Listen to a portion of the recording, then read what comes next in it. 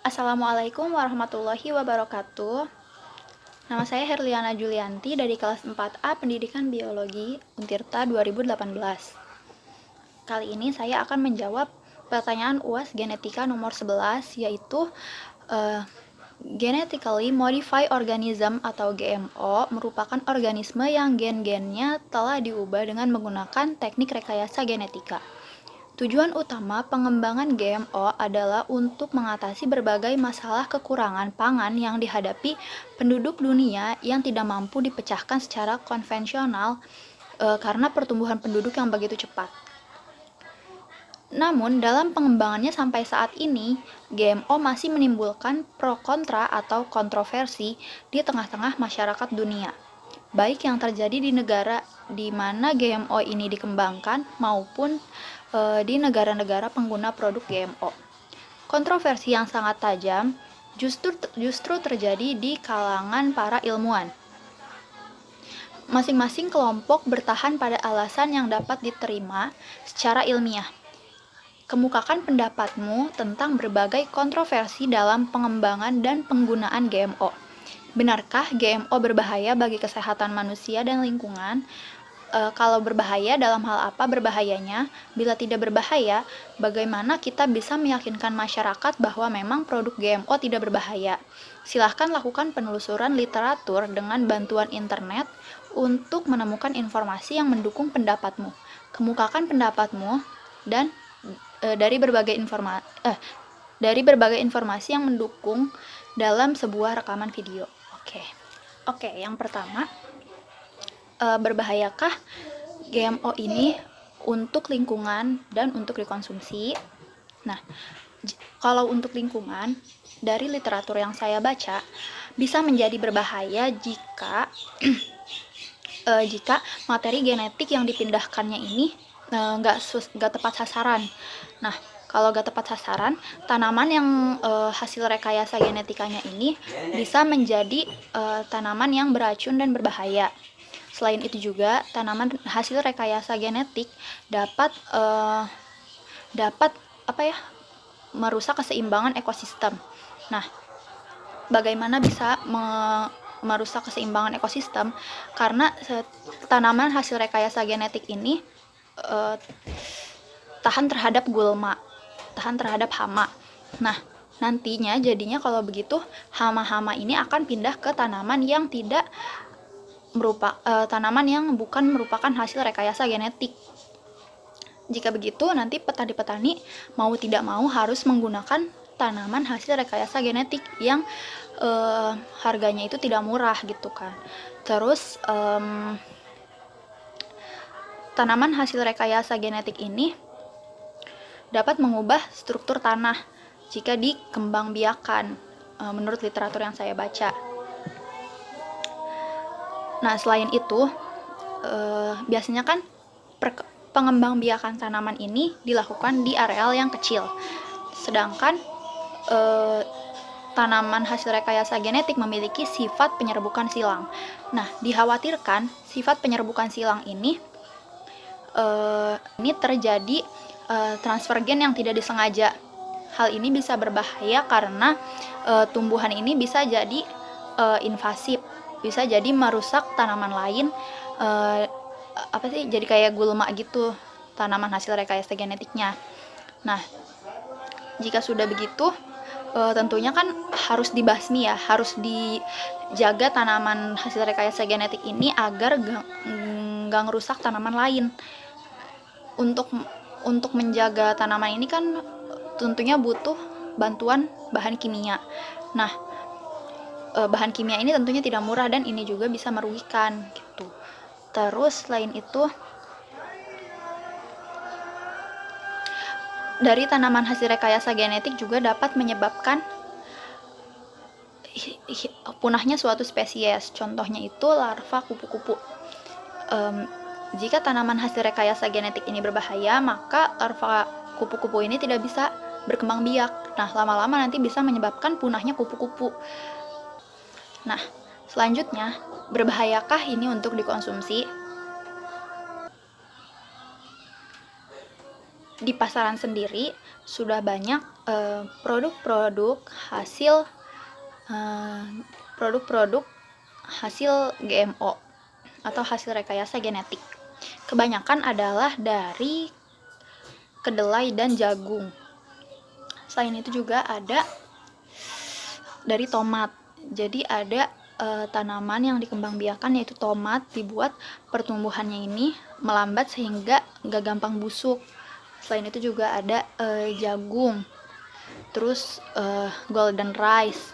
Nah, kalau misalnya produk-produk yang banyak beredar di pasaran hasil GMO itu contohnya ada saus tomat, pasta tomat, pizza, terus susu, keju, terus tempe, tahu, tauco, karena kan dari kedelai. Kedelai ini hasil dari transgenik. Produk-produk tadi banyak kita temui kan di masyarakat, di pasaran. Dan sejauh ini aman-aman saja, tidak ada hal yang membahayakan. Nah, mengapa saya bisa bilang bahwa produk hasil GMO ini aman? Karena sebelum dipasarkan pun produk-produk ini sudah diuji coba terlebih dahulu apakah aman untuk dikonsumsi manusia atau tidak. Nah, selain itu banyak juga undang-undang yang mengatur tentang produk GMO ini. Di antaranya yaitu ada Undang-Undang Pangan Nomor 7 Tahun 1996 Pasal 13 Ayat 1. Di situ jelas mewajibkan pangan rekayasa genetika terlebih dulu memeriksakan keamanan pangannya bagi kesehatan sebelum diedarkan. Terus udah gitu ada Peraturan Pemerintah Nomor 69 Tahun 1999 tentang label dan iklan pangan. Dalam pasal 35 juga mewajibkan produk pangan transgenik memakai label transgenik. Penandaannya ini bisa menggunakan kata-kata ataupun logo. Terus udah gitu ada lagi peraturan yang mengatur soal keamanan hayati terdapat pada beberapa peraturan, diantaranya UU nomor 12 tahun 1996 tentang sistem budidaya tanaman. Terus ada UU nomor 7 tahun 1996 tentang pangan, UU nomor 23 tahun 1997 tentang pengelolaan lingkungan hidup, UU nomor 29 tahun 2000 tentang perlindungan varietas tanaman, Peraturan Pemerintah Nomor 21 Tahun 2005 tentang keamanan hayati produk rekayasa genetik. Ada lagi Peraturan Pemerintah Nomor 44 Tahun 1995 tentang pembenihan tanaman. Ada lagi yaitu yang menyatakan bahwa keamanan hayati dan keamanan pangan produk pertanian hasil rekayasa genetika tanaman dijamin melalui keputusan nomor 998-1-OT.210-9-99, terus ada lagi di nomor 790-A-KPTRS-9-1999. Ada lagi di nomor 1148-SKB-9-199 dan di nomor 015A-N-PHOR-09-1999. Nah, selanjutnya produk-produk GMO yang telah beredar di masyarakat udah terjamin kehalalannya. Ini juga dinyatakan oleh Dewan Jurisprudensi Islam dan Badan Sertifikasi Makanan Islam di Amerika, atau disebut juga IFANCA. Nah, sertifikasi makanan dari IFANCA ini juga diterima dan disetujui oleh MUI atau Majelis Ulama Indonesia, dan juga disetujui sama Majelis Ulama Islam Singapura atau MUIS, terus Liga Muslim Dunia, Arab Saudi, dan pemerintah Malaysia. Namun, walau tadi saya bilang bahwa produk GMO ini aman, kita harus tetap berhati-hati. Di dunia internasional pun sudah dikeluarkan precautionary principle atau prinsip kehati-hatian. Prinsip ini merupakan prinsip ke-15 Deklarasi Rio. yang menyatakan bahwa guna melindungi lingkungan hidup, pendekatan kehati-hatian harus diterapkan oleh negara sesuai dengan kemampuan masing-masing.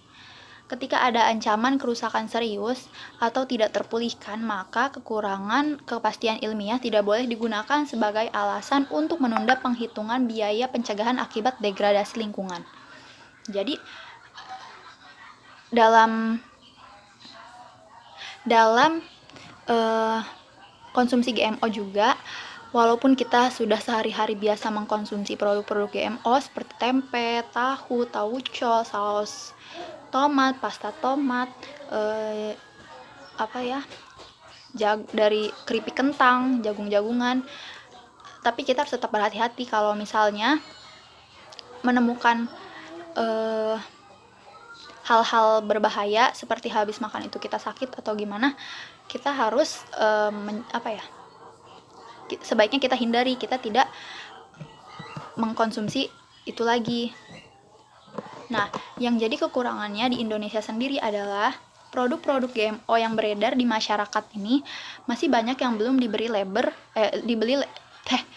label bahwa produk tersebut adalah hasil rekayasa genetik. Jadinya masyarakat sendiri tidak tahu bahwa produk yang biasa mereka konsumsi adalah hasil rekayasa genetik. Sekian jawaban saya untuk pertanyaan nomor 11 UAS Genetika. Mohon maaf jika ada salah kata maupun perbuatan karena di sini pun saya masih belajar. Kurang lebihnya mohon maaf. Wassalamualaikum warahmatullahi wabarakatuh.